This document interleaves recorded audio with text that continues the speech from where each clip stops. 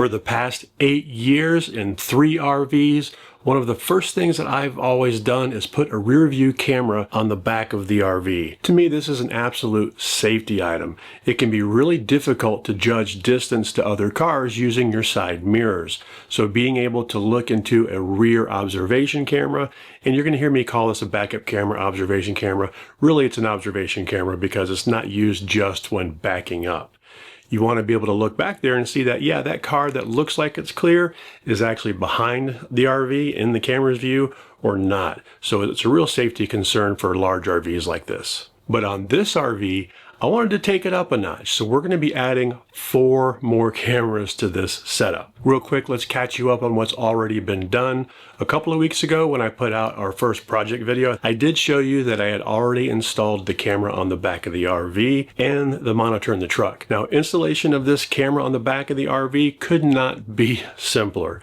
You just plug it in, you put 4 screws in, and that's it, really.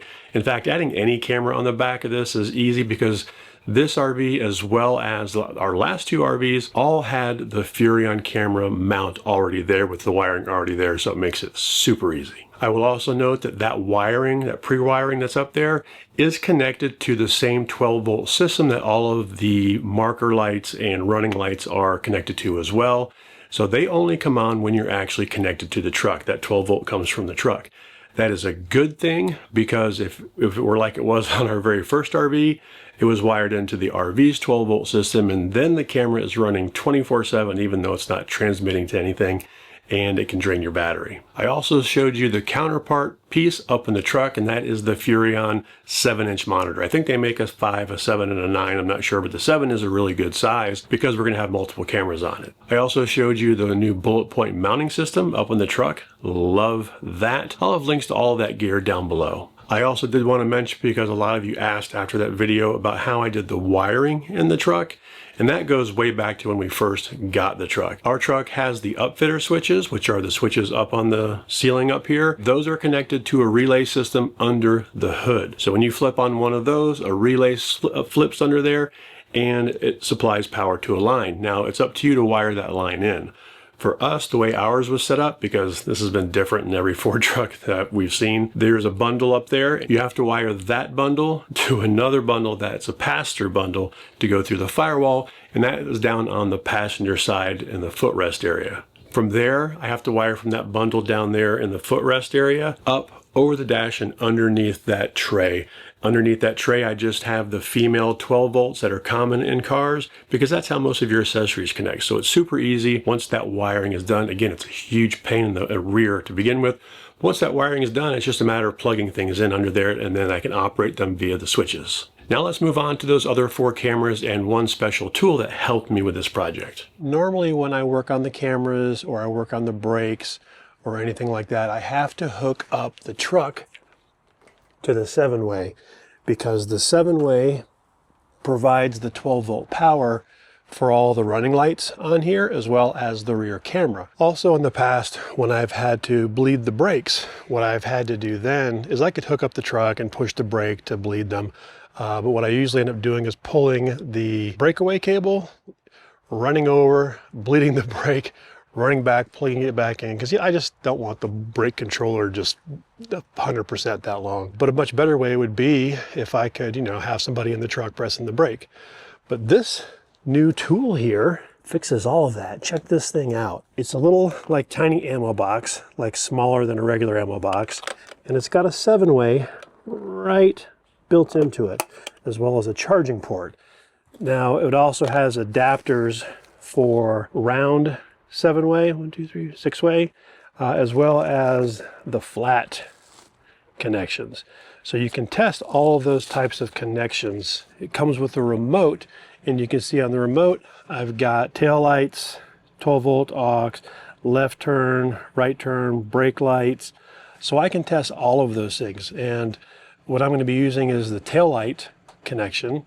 That way it powers the system, and I can actually test these cameras without moving the motorcycle, backing up the truck, and getting it up here to where I can connect the truck.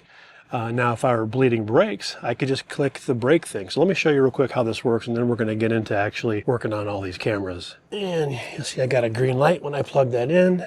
I'm going to have this on remote. Now, I could use each of these settings to test the same things that I have on the remote, but I'm going to leave it in remote mode. I'm going to turn it on, and we're going to see here. This is one of the lights that I'm going to replace with the camera. And if I hit a tail light, boom, there it is. On, off, on, all through this. Electric brake, and you'll hear it. There goes my actuator. Nice. Turn it off. This tool, it's about 150 bucks on Amazon. It's gonna save me a ton of time today and in the future. I really like this. Now let's get to work.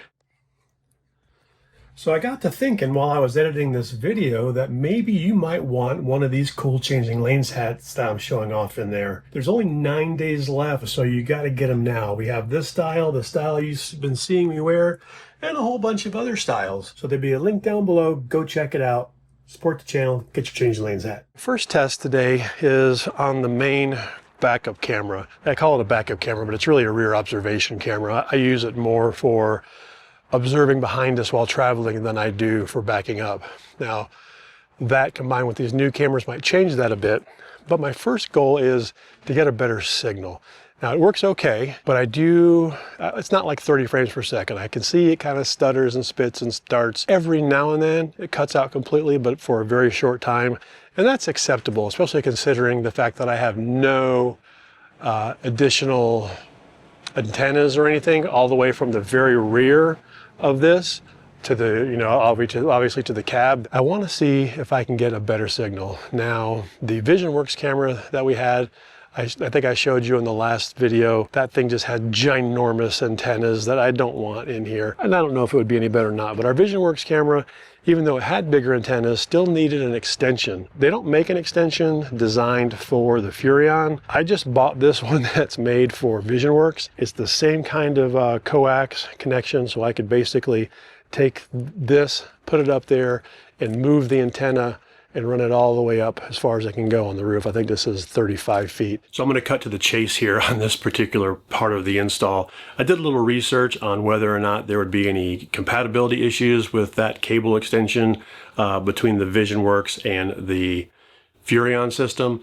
And there should be no issue since they both use the same frequencies. I do know that with the VisionWorks system, I required an extension. With this system, I did not. I'm just trying the extension just to see if it makes it a little bit better. Long story short, I installed the cable and I tested it with both the stock short antenna on the extender as well as the 7 dB gain antenna. And honestly, sitting still, they all look pretty much the same. So it's going to really be a test in motion. So I'm going to be testing that on our next trip, and I'll let you know. Now, I'm going to be releasing this video before we travel. So whenever I have updates to videos like this, I always put them in the description down below and in the blog post. So check back in a couple of weeks if you're curious about whether or not that extension and that higher gain antenna provided any bit of a better signal while traveling. But enough with that, let's get to the new cameras. The first two cameras are going to be the side view cameras that came with this 3-camera kit. Now, there are tons of videos out there on how to install these, and it's really not that difficult. So I'm going to stick with the stuff that's really just relevant to our install on this RV. I started on the passenger side by removing the existing running light, of course. These lights have 2 wires, a 12 volt and a ground. So my first step after removing the light was to get my multimeter and confirm which line is 12 volt and which line is ground or negative. Super important going forward. For us, our 12 volt line is the black line and then the ground line is white.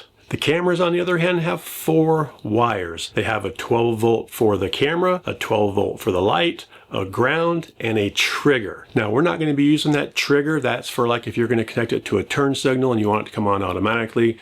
We're not going to be doing that. So all we really need to worry about is the 12 volt and the ground. So the red and brown wires from the camera that both need 12 volt are connected to the black wire on the RV, and the black wire on the camera connects to the white wire on the RV. So you can see why it's important to validate where your voltage is to begin with and not just go by wire colors. Since this application has me connecting 3 wires together, I can't really just use butt splices. So for this, I have these 3-way waterproof self-stripping connectors. They're super easy to use. You just stick the wires in and use a pair of pliers to mash down on the top, and it connects the wires, it seals them, and it does it all in one step. Our stock running lights did have a little bit of silicone sealant across the top, so I did scrape that off. I didn't worry about reapplying any because these Furrion cameras have a really nice soft rubber backing that you tighten down and it seals it up really well. This guy here, fully installed. Boom! But I'm going to go in the truck and see if we have a new camera connected. These things should already be paired. The rear camera and the 2 side cameras came in one kit. It's only going to be the garage camera that I'm going to have to pair, hopefully. There it is. The driver side camera went on just as easily. Driver side installed. Nice. Let's go. Make sure that thing showed up. There we go. 3 cameras active. Now we can go work on the one in the garage. So you guys know, if you've watched through the years, that I'm up to tackle just about any project. But I'll tell you one project that I am never going to try to tackle, and that is getting my personal information off of the hundreds upon hundreds of data broker websites that buy and sell your personal information legally. Those data broker websites with your information are where some bad things actually start. Phishing attempts, identity theft, even stalking and harassment. And honestly, the best way to not be a part of those scams is to not be on those data broker websites to begin with, because they can't scam you if they can't find you. The upside is these data broker websites are required by law to remove your information when you request that of them or demand that of them. Trouble is, who the heck has time to call and email hundreds upon hundreds of data brokers to have that done? I don't. That's why I've been using Incogni for over a year now. And here you can see on our personal dashboard, they have removed my information from over 1,000 data broker websites, and they keep going after them. Incogni will take care of it and get you removed from these websites automatically. And if somehow you find yourself on a website that isn't on their list, they have a custom removal tool where you just plug in the URL and their data experts will handle it for you. So take your personal identity and your personal data back by using Incogni. Use the QR code that's on the screen or the URL and code changing lanes at checkout for 60% off of an annual plan. That is awesome. Thank you to Incogni for a great service that keeps my personal information off of the web, and for sponsoring today's video. So now we have 3 cameras connected and 2 more to go. The 3 that we have connected are all part of this kit. As I hinted coming out of the truck, the next camera we're going to work on is in the garage. When we travel, I typically, every time we pull over, I go back in the garage and I do a load check and make sure everything's still secure back there. We don't want a motorcycle falling over in the back of the RV. But with a camera back there, I can keep an eye on it the entire time we're traveling, and that's going to be important for us going forward because we've had a little bit of shifting back here. I'm not sure why the bike has been fishtailing over just a little bit, so I want to see what's going on back there while we're traveling. In the garage of our Momentum, and actually every Momentum we've had, we have this free wire up here for a Furrion camera in the garage. But as you can see, we have our cabinet there.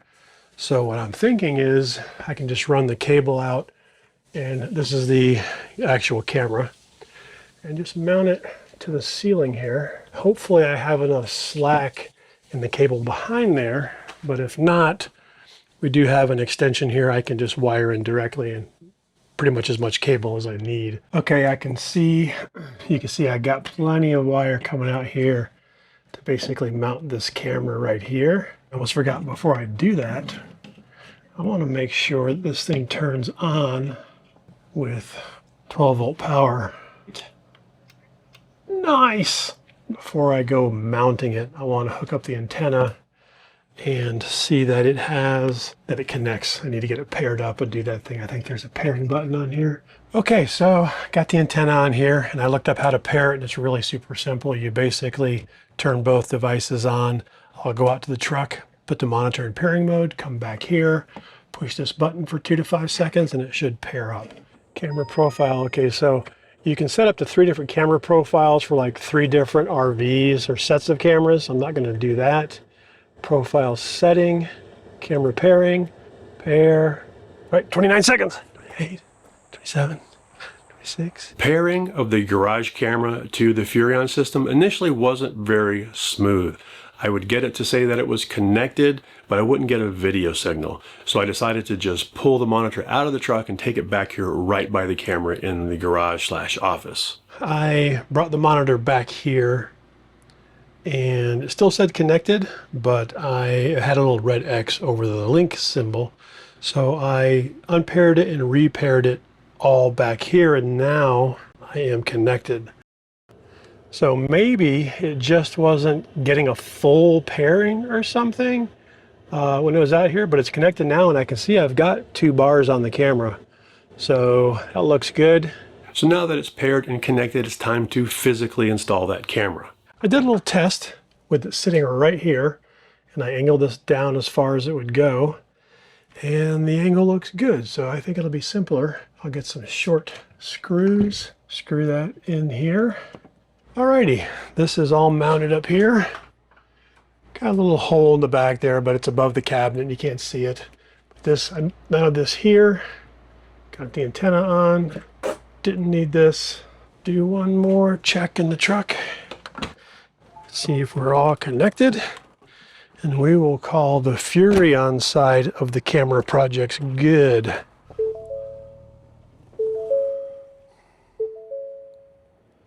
Boom!